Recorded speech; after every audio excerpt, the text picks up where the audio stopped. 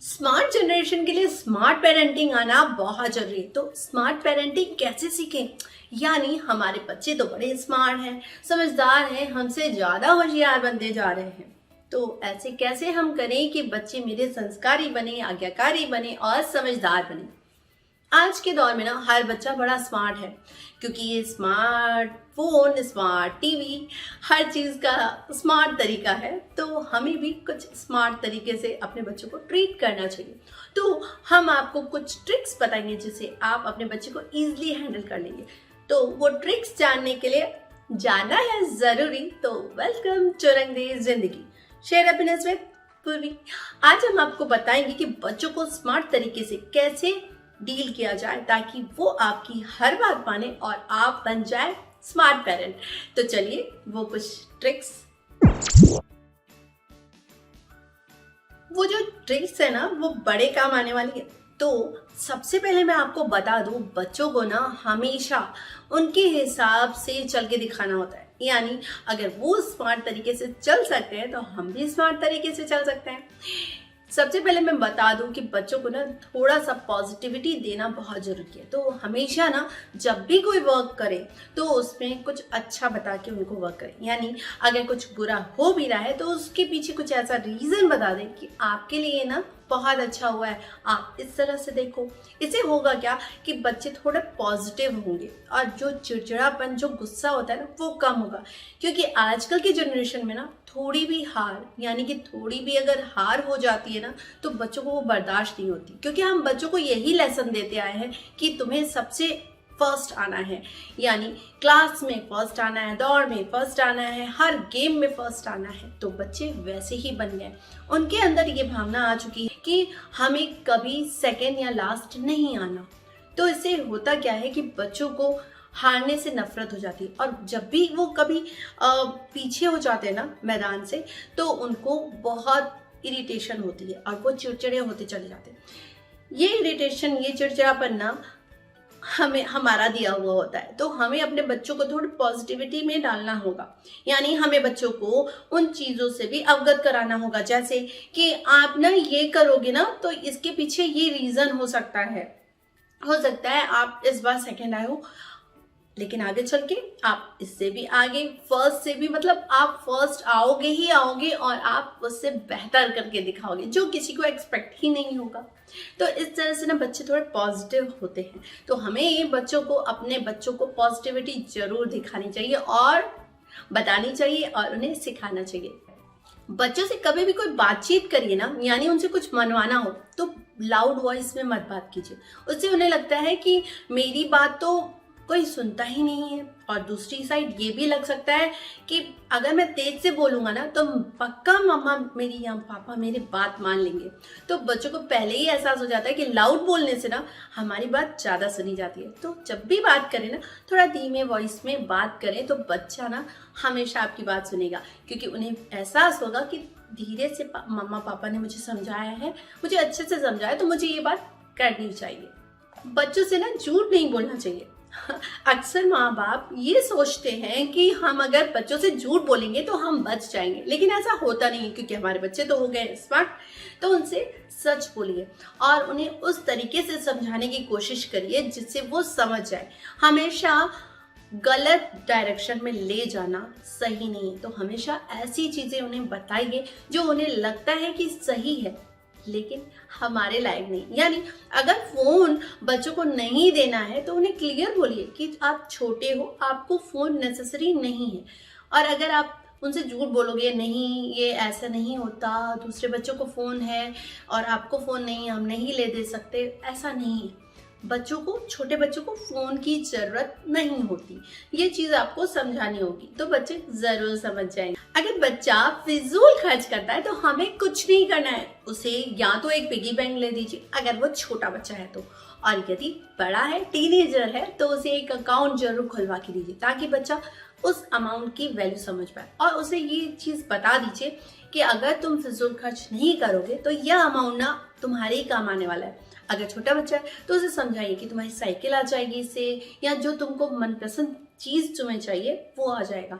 इससे बच्चा सीख जाएगा और समझ जाएगा कि मुझे फिजूल खर्च इधर उधर नहीं करना है, छोटी छोटी चीज़ों में टॉयज नहीं लेने हैं फालतू के। तो इससे वो समझ जाएगा। और टीनेजर है तो उसको उसके अकॉर्डिंग समझाइए, और ये भी समझाइए कि यह अमाउंट तुम्हारा कितना है, कितना बचा, और आगे अगर तुमने इसका यूज कर लिया तो तुम्हारे पास जीरो नील हो जाएगा। तो इससे क्या होगा, बच्चा सही जगह सही निर्णय ले पाएगा कि मुझे किस चीज़ में ज़्यादा जरूरी है मेरे लिए और मुझे किस चीज़ में खर्च करना है। जब बच्चे ना टेक्नोलॉजी से अट्रैक्ट हो जाते हैं तो बड़ी प्रॉब्लम हो जाती है। बच्चों को ये सिखाना समझाना बहुत मुश्किल हो जाता है कि नहीं फ़ोन ज़्यादा मत यूज़ करो, नहीं टीवी ज़्यादा मत देखो, नहीं लैपटॉप नहीं मिल सकता, ये अभी तुम्हारी एज का नहीं है। इस तरह की चीज़ें हम बच्चों को कैसे समझाएं, बहुत मुश्किल हो जाता है। लेकिन कुछ ट्रिक्स हैं जिससे आप समझ जाएंगे और अपने बच्चों को समझा पाएंगे। देखिए, हमें हमेशा बच्चों को ना ना ना ना करते करते उनकी आदत हो जाती है ना सुनने की, और उनको पता है कि हम जिद करेंगे तो मेरी बात जरूर मान ली जाएगी। तो इसलिए हर समय ना नहीं करिए। जब बच्चे टीवी देखना चाहें तो कुछ टाइम देखना उनका भी हक बनता है एंजॉयमेंट के तौर पे। लेकिन अगर बच्चे लगातार देख रहे हैं, कंटिन्यूअसली देख रहे हैं, मोबाइल देख रहे हैं, तो उन्हें उनसे हटा के उन्हें कहीं और डायरेक्शन में भेजिए। यानी अगर बच्चे को साइकिलिंग पसंद है तो उसे बोलिए कि तुम्हें साइकिलिंग बहुत पसंद है, तुम साइकिल चलाओ। अगर उसके पास साइकिल नहीं है तो वो नेसेसरी हो जाती है उसके लिए, तो हमेशा ऐसी चीज़ों में उसे इन्वॉल्व कीजिए जिससे वो डायरेक्शन चेंज कर लें और वो सही डायरेक्शन में चले जाए।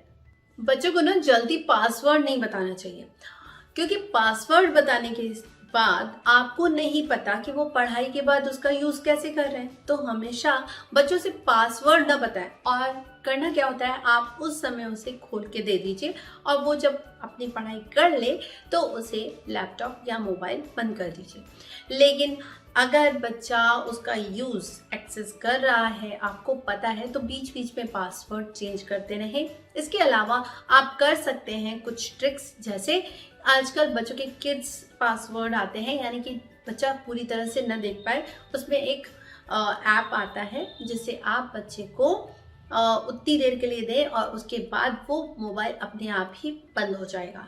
यानी एक टाइम सेट होता है उसमें, ताकि बच्चा उस टाइम लिमिट के अंदर अपनी स्टडी कर ले और उसके बाद मोबाइल खुद से बंद हो जाए। और मैंने एक वीडियो और बनाया है जिससे बच्चे गैजेट से कैसे दूर हो, वो मैं आपको डिस्क्रिप्शन में उसका लिंक डाल दूंगी। आपको नहीं लगता कि बच्चे हमेशा पेरेंट्स से ज्यादा अपने दोस्तों की बात मानते हैं? ऐसा क्यों होता है? बच्चे तो हमेशा से पेरेंट्स के साथ रहे, फिर वो दोस्तों की बात क्यों मानते हैं? क्योंकि बच्चों की दोस्ती ना बहुत अच्छी होती है और वो हमेशा अपने दोस्तों से शेयर करते हैं, क्योंकि उनकी बात उनके दोस्त बड़े इजीली तरीके से सुनते हैं। लेकिन पेरेंट्स उनकी बात नहीं सुनते और हमेशा काटते हैं। अपने बच्चों की बात को काट के अपनी बात रखना ना गलत है, क्योंकि बच्चों की बात सुनना उतना ही इम्पोर्टेंट है जितनी आपकी अपनी बात रखना। तो हमेशा बच्चों की बात भी सुने, और जब मानने वाली बात हो ना तो ईजिली मान जाए। क्योंकि होता क्या है कि बच्चे हमेशा उनको ये लगने लगता है कि मेरे पेरेंट्स तो मेरी बात सुनते ही नहीं, मानते ही नहीं, तो उनसे बताने से क्या फायदा। तो वो या तो आपसे झूठ बोलेंगे या अपनी बात पूरी करने के लिए वो आपके ऊपर इतना प्रेशर डाल देंगे, इतनी ज़्यादा जिद करेंगे कि आपको उनके आगे घुटने टेकने पड़ेंगे। तो हमेशा बच्चों की बात मानना ज़रूरी नहीं है, लेकिन बच्चों की बात सुनना बहुत ज़रूरी है। बच्चों के व्यवहार में जब भी आप चेंजेस देखें ना तो तुरंत सतर्क हो जाए, क्योंकि बच्चों के व्यवहार में जब जब चेंजेस आते हैं तब उनके दोस्तों से मिले, उनकी टीचर्स से मिले और उनके सामने बुराई करना शुरू ना कर दें। उनकी बातें सुने कि उनका बच्चा वहाँ पे किस तरह की एक्टिविटी कर रहा है, यानी वो किस तरह से एक्टिव है, नहीं है, क्या करता है, क्या नहीं करता है, वो वैसे ही एक्टिव है या कुछ सुस्त हो गया है। मतलब ये सारी चीज़ें आप जानने की कोशिश कीजिए। जब जब बच्चे में व्यवहार को चेंज देखें, तब बच्चों से कोई गलती होने पर ना उसे तुरंत पनिश ना करने लगे, उसे समझें और समझाएं। क्योंकि होता यही है कि बच्चों को ये लगने लगता है कि अब तो मम्मा पक्का डांटेगी, मारेगी और या पापा मारेंगे, डांटेंगे। लेकिन जब आप उसका उल्टा रिएक्शन देंगे और उन्हें समझाने लगेंगे और प्यार से बात करेंगे तो बच्चा ज़्यादा समझदार बनेगा। बच्चों को थोड़ा थोड़ा सोशल भी बनाना बहुत जरूरी होता है। कुछ बच्चे ऐसे होते हैं जो एक रूम को बंद करके बैठ जाते हैं।